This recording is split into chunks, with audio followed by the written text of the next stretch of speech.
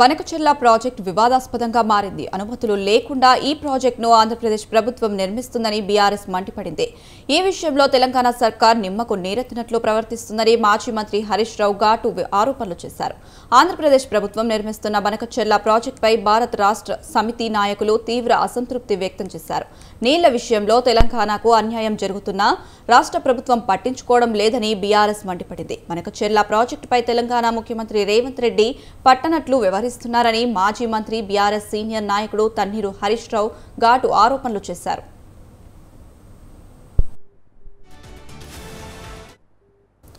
గోదావరి నదిపై బనకచెర్ల ద్వారా పెన్నా బేసిన్కు నీళ్లు తరలించే ప్రయత్నం ఆంధ్రప్రదేశ్ ప్రభుత్వం చేస్తుందని హరీష్ రావు ఆరోపించారు. ఎటువంటి అనుమతులు లేకుండా బనకచెర్ల ప్రాజెక్టును ఆంధ్రప్రదేశ్ ప్రభుత్వం నిర్మిస్తుందని ఆయన తీవ్ర ఆరోపణలు చేశారు. బనకచెర్ల ద్వారా పెన్నా బేసిన్కు నీటిని తరలించే ప్రయత్నాన్ని ఆంధ్రప్రదేశ్ ప్రభుత్వం చేస్తుందన్నారు హరీష్ రావు. బనకచెర్లపై ఆంధ్రప్రదేశ్ ముందుకు వెళ్తుంటే సలహాదారుడిగా ఉన్న ఆదిత్యనాథ్ దాస్ ఏం చేస్తున్నట్లు అని హరీష్ రావు ప్రశ్నించారు.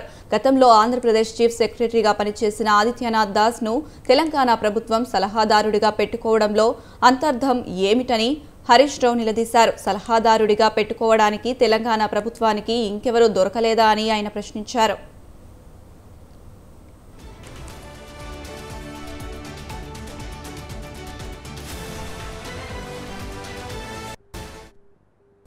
హరీష్ రావు ఆరోపణలతో బనకచెర్ల ప్రాజెక్టు మరోసారి తెర మీదకు వచ్చింది. ఆంధ్రప్రదేశ్ ప్రభుత్వం చేపట్టిన గోదావరి బనకచెర్ల ప్రాజెక్టు తెలంగాణకు ఘోర శాపంగా మారనుంది. గోదావరి జలాలను ఆంధ్రప్రదేశ్ సర్కార్ చేరబెట్టే కుట్రలో ఇందులో దాగి ఉందనే ఆరోపణలు వెల్లువెడుతున్నాయి. ఇప్పటికీ అనుమతులకు విరుద్ధంగా ఇష్టారాజ్యంగా ఆంధ్రప్రదేశ్ ప్రభుత్వం కాలువలను విస్తరించుకుపోతున్న ఆరోపణలున్నాయి. ఈ నేపథ్యంలో తాజాగా గోదావరి బనకచెర్ల లింక్ పేరిట ఆయా కాల్వలను మరింత విస్తరించడానికి పూనుకుంది.